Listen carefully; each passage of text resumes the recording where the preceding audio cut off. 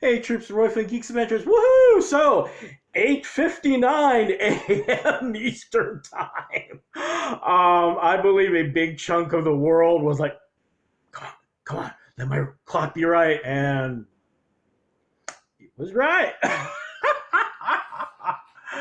um, Warner Brothers just kind of continuing to being smart. Sorry, too much snark. Riding the momentum from the CinemaCon footage, all that hype, and going, drop the trailer, baby. I don't know what the official numbers are. However, no one's mentioned it destroying the record that Spider-Man No Way Home got. I, I think literally until an X-Men or Wolverine trailer comes out, I don't think he's going to touch that. But I think it's safe to say that a ton of people checked out the trailer. I'm not going to do a bit by bit thing. You all have seen it at least once at this point, and you're probably going, "Wait a minute, what did I miss?" Blah blah blah blah blah. I've seen it 3 times, actually, literally just now before starting to film this. And I suck at doing that scene by scene analysis kind of thing, but I guess the thing for me is that the idea of a trailer is to basically one, to get you salivating like crazy, and especially a trailer like this. I mean, literally, it's been 20 frippin' years since The Matrix came out, and basically had the entire world looking at gel caps in a totally different light, and never trusting their cell phone, and having FedEx going, no, we cannot guarantee when we can mail the cell phone to your buddy, all right? Within an hour, okay? Within a day? Yeah. Within an hour? No, we can't do that. No matter what the movie does. You get the idea.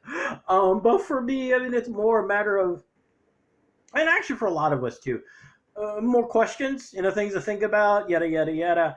And the fact of the matter too is, yeah, I'm gonna say it. Trailers, I love watching them. But the earth shattering, not so much. And you're going, what the heck are you talking about, son? I'm a jaded movie watcher. I mean, come on.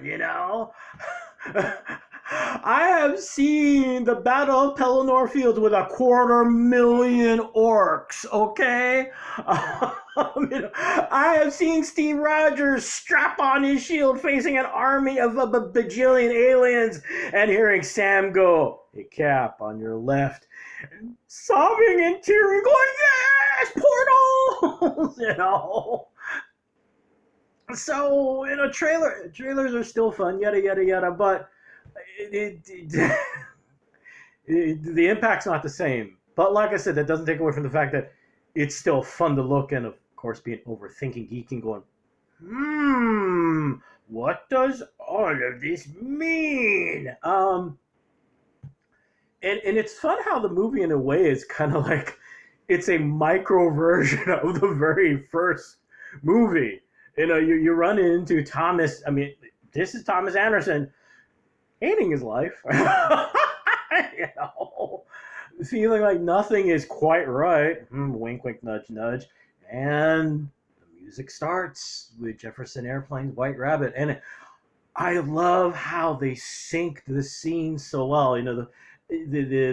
You see the different pill, you see the blue pill and everything coming out, and how they perfectly synced Grace Slick's line about how, this pill doesn't work, and he's pouring these blue pills down the drain. And of course, the first mention the White Rabbit, and of course, the woman with the blue hair and the White Rabbit shows up. Cool. But anyway, so, like I said, it's more about a lot of questions, things to think about. Obviously, of course, to get the hype train, like they need any more of a hype train with the Matrix. Little things like, I guess they're one of the questions that's been floating around now. Because let the fan theories explode all over the dang place, right? Hey, and now Spider-Man's done, so you gotta jump on next thing. And what better than a movie that hasn't been out for 20 years and going, wait a minute, so what exactly happened? One of the things that people have been asking is, is this a reboot? Is this a reboot, revision something? Because one of the interesting things is that, what happened to the rest? What happened to Neo? What happened to Agent Smith? What happened to everybody? I mean, literally right now, the only two people from the first movie, the only two characters, the heck with people, two characters are for sure are Neo and Trinity, and they barely know each other, or they don't know each other, or whatever the heck happened. Although one of the things kind of throws a monkey wrench things and makes things interesting is that the actor who plays the dude that looks like Morpheus a lot, young Morpheus, still badass. Oh gosh, I'm sorry if I mispronounce this. Yahya Abdul Mateen II. He's the guy looking all cool and busting out the two pills. On his Instagram about, he typed in Morpheus. So it's like, so what happened? And the thing is, in terms of the film business and storytelling, you look at what Jurassic Park did. You look at what Halloween did, where you you realize that, oh, first one, yeah! Everything after... Now, does that mean a total reboot or whatever? Nah, we don't know. We have about 3 minutes of stuff, and way too many of geeks like me all way overthinking, overlooking at this stuff way too much. Now, who's streaming it? Who's streaming the first 3 movies? And the Animatrix. So forget about that. Is there anything else out there? I think that's it, isn't it? What other stuff we got going on? Let's see here. Oh, a little thing. Well, one of the stylistic cosplay things from the first 3 movies, everyone was wearing shades. And you're going, well, what? Wait. Oh, yeah. Thomas and, well, actually, Neo and Trin. We don't really know Trin's real name, do we? Huh, interesting. Anyway, sorry. They're not wearing shades. Ever. The other 2 characters that we've seen and a couple other ancillary ones have, in the tradition of, part of this universe's rules that, you got to wear the shades because, well, it looks cool. They haven't yet. Does that mean... And actually, that's the thing also, is another thing, is that, what we discovered very, very quickly is little things mean a lot in these films. So, remember in the first film, when Neo gets thrown into the car, he's about ready to go off with Trinity and them, and Switch goes, "Hey, listen, Copper Top," and you're for the longest time wondering what that meant, and then you realize, oh dear Lord, that was a slur based on a battery. Yeah, so all these things add up really fast. What else we got out there? Let's see here. Okay, we did that. I'm sorry. I'm just kind of going over my really badly written notes that I can barely read because my handwriting is horrible. Oh, actually, so what did happen after? Because after Revolutions, there's this kind of weird détente, whatever you want to call it, where it's kind of a truce. Fine, if they want to get out, we'll let them. But if they want to stay, they can stay. We'll let it be a choice. What happened? Because you get the scene, you get those 2 scenes. One where you get to see the hovercraft going through the ruins of something that looks a lot like what things were on planet Earth after the crap hit the fan with the machines. And you still, and then you got that really brief scene where you see, that giant tower with pods on it. But on the other hand, pods aren't all full. You see a lot of the little red ones, but you see a lot that are all black. So what happened? And it goes along with the idea of, so what exactly happened to everybody? Why is it only Trinity and Neo in this? Where is everyone? What happened? Which, of course, is the point of the movie, but also the point of folks like us going and breaking the servers everywhere to see this trailer over and over again. So yeah, those are a couple things. Oh, and actually one other thing. Now, unfortunately, filmmakers being schmucks and liking to yank our chains, there are moments when the footage is put onto a trailer that never shows up in the film. Yeah, I mean the very last scene where the guy, I believe this character is supposed to be a new agent or something. I could be wrong. Sorry if I am. But he's talking to someone and goes, "Wow, you're going back to the beginning. You're going back to the Matrix." Hmm. Umpteen thing to keep in mind. Well, actually, two things. The first one's kind of funny, which I don't think has anything to do with it. But when John Wick, as time passed, the umpteenth little fan theory that never realistically took traction, but was funny is all I had to talk about. Yeah, you know which one I'm talking about. The fact that John Wick is actually in the Matrix. That's one of the versions of Neo that never quite worked out.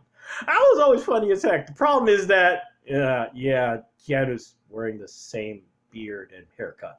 So now all of a sudden it goes from a funny fan theory to a something else to remember. I believe the director of the John Wick films worked on The Matrix. I just thought of that. If I'm wrong, my apologies, and please put in the comments and give me a smack upside the head. Oh, and actually, the other thing. I know we're talking about itinerations. Maybe not. Maybe this is not necessarily a direct sequel. Yada yada yada. Remember, in the second film, when Neo's talking to the architect and trying not to fall asleep with the rest of us as the architect goes into a long, drawn-out explanation about the Matrix. Remember, there are multiple generations of the one that have all gone through this. So